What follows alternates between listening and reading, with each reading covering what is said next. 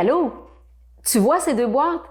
Je veux savoir laquelle occupe le moins d'espace pour l'utiliser comme rangement dans ma garde-robe déjà bien remplie.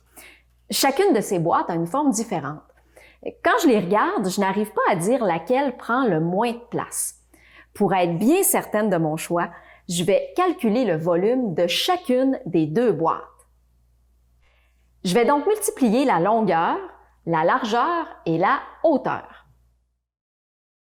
Sur la première boîte, c'est écrit qu'elle a une longueur de 11 décimètres, une largeur de 5 décimètres et une hauteur de 7 décimètres.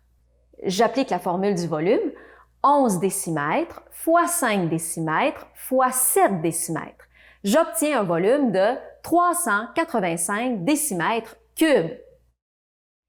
J'ai déjà calculé le volume d'une boîte. Ça va bien. Sur la deuxième boîte, c'est seulement écrit la longueur 15 décimètres et la largeur 8 décimètres. Je vais donc utiliser une règle pour connaître la mesure de la hauteur. Je lis sur la règle que la hauteur de la boîte est de 30 cm.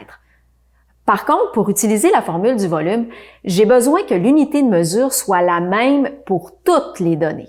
Je dois donc transformer 30 cm en décimètres. 30 cm égale 3 décimètres. Je peux maintenant appliquer la formule du volume.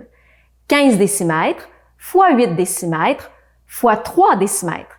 J'obtiens un volume de 360 décimètres cubes. Ça y est, je connais le volume de chacune des boîtes. C'est très clair maintenant. C'est la deuxième boîte qui occupe le moins d'espace. C'est donc celle que je choisis de mettre dans ma garde-robe.